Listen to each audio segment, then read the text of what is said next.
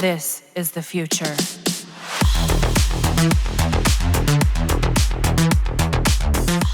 So, before you go thinking that this is a video about the best Railjack mission to farm Endo, I tell you as early as now that Railjack mission isn't the best when it comes to farming Endo as fast as possible. Well, you can farm Endo in Railjack missions if you want, and in fact, you can do it in the defense mission called Obel Crossing in Pluto Proxima. So far, this is the best mission I can recommend in farming Endo, but if your main goal is to just farm Endo, then this is not the fastest. What I like about this Railjack defense mission is that, not only you can farm Endo, but you can also use it as a way to farm some good Railjack components like the new plating and turrets, and the best part is, it's one of the best options for farming intrinsic at the same time. Before we continue, I would like to announce that I will be giving away one copy of the upcoming looter shooter game called Outriders. This is open for all platforms, and to join, simply click the link I have provided in the pinned comment below. The giveaway will end on April 4th, so hurry. And good luck to all of you. Now let's get back to the video. So basically, you won't just be farming Endo Obel Crossing, but you will end up obtaining Railjack parts and intrinsic, plus Railjack mods in one mission. Lastly, you can also convert those duplicate Railjack mods and wreckage and turn them into Endo. If you take a look at the drop table for Obel Crossing here, the highest drop rate in every rotation is Endo, followed by the Levan and Vidar parts for your Railjack,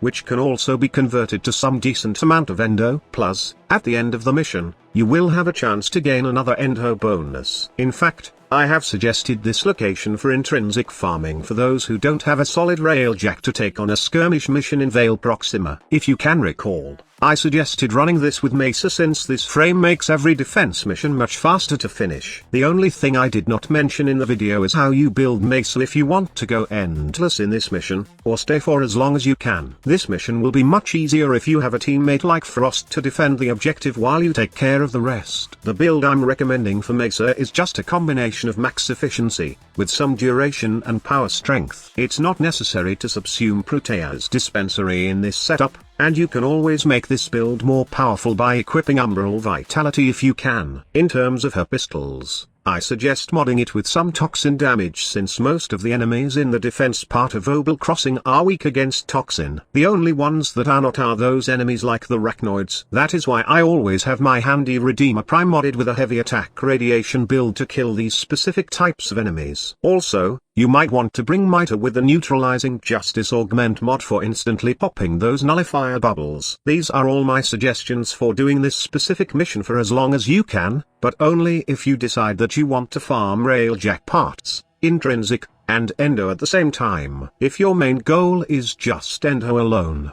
then this is not the mission for you, since the fastest I can recommend will let you obtain 1000 Endo in just 2 to 5 minutes of farming. Okay, squad leader. I know what's the Endo loot cave, and that is still the higher level arena in Sedna. Well, sorry to disappoint you again, but this is not the loot cave I am talking about. It's still a viable option, and if you want to try it for yourself solo, then I can recommend Cora with a high range build plus the Pilfering Strangledome augment. If you did see my past Endo farming videos, then you all know that this is one of my favorite spots to farm Endo. It yields about 800 to 1000 plus Endo per 4 to 6 minutes run. However, what I hate about this mission is when the mission modifier is a lower ability duration. My build for Cora sucks when this is the modifier, and I'll end up waiting to have enough energy to cast her 4th ability. In most cases, I just quit when the modifier is like this. Just in case you still want to try this method, you will also need something to kill enemies fast while they are hanging in your Dome of Death. In my case, I use the Rubico Prime with this build to easily snipe and drop them. Or, you can use the Redeemer Prime with a heavy attack radiation build to kill them fast, without worrying about running out of ammo. But like I've said, only do this when you can't do the Endo Loot Cave, which is the level 40 to 60 bounty mission in Cambion Drift. Yes, this is by far the best Endo Loot Cave that I can recommend for all of you whose goal is to farm Endo at the fastest time possible. This specific bounty mission in the Cambion Drift will almost guarantee you 1000 Endo per run. As you can see in the drop table, every stage of this bounty mission can reward 1000 Endo, and it has a pretty decent rate. However, we will not be doing all stages of this level 40 to 60 Cambion Drift bounty. Instead,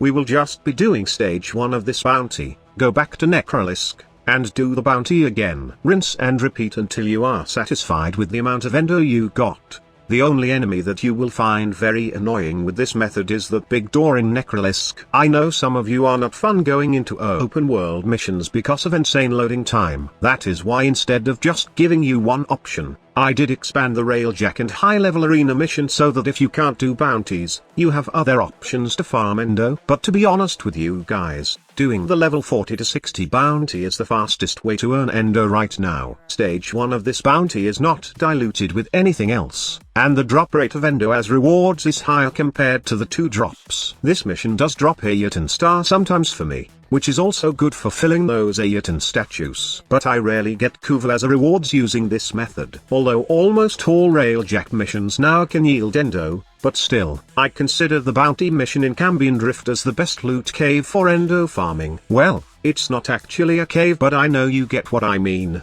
By the way, if you are asking about the mesa build I'm using in this mission, then it's just the same setup I have shown earlier. Only this time, I'm using the subsume ability of Ivara called Quiver to render some of the defense target invisible. You can also use Quiver to make mesa invisible. However, when it comes to damage type, going with a corrosive setup in her exalted pistols will make the mission easier. Most of the enemies in Cambion Drift are susceptible to corrosive damage, and if you want to kill them fast, then I advise going with this mod setup. Honestly, Mesa is not exactly a required Warframe for this method, but she is the most efficient though in doing this Endo farming. The mission time depends on how fast you can kill targets or finish a task, but sometimes it also varies on what is the mission in stage 1. Some missions only require you to defend targets or kill enemies, but there are also those which will require you a mix of both. So obviously, farming Endo in 2 minutes or 5 minutes depends on 2 variables. 1 island the mission itself, and 2 is how efficient you are in doing the mission. Before we got to the PogChamp wall, I would humbly ask for your help again in growing our subreddit community. Right now, we are sitting at 500 plus members, and I thank you all for joining. We really need more contributors so we can make this subreddit active, and I'm hoping that you would give it a chance to be part of the subreddit. Also, if you want to help me out with my channel, then you can do it by becoming a patron and be one of those PogChamps that are shown on the wall. Last but not least, I would like to announce that we will be giving a fresh look to our official Grind Hard Squad glyph. The logo will look like this, but take note that this is a work in progress. I did contact Digital Extremes about replacing the old glyph with this new one, and I'm hoping they will approve it. But we will be using this logo in our clan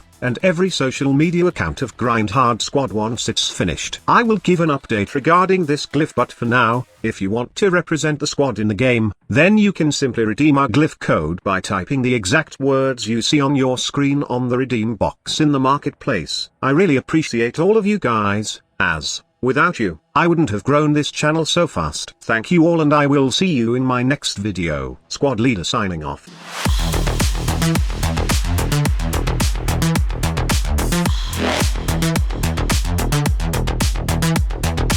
Evolution.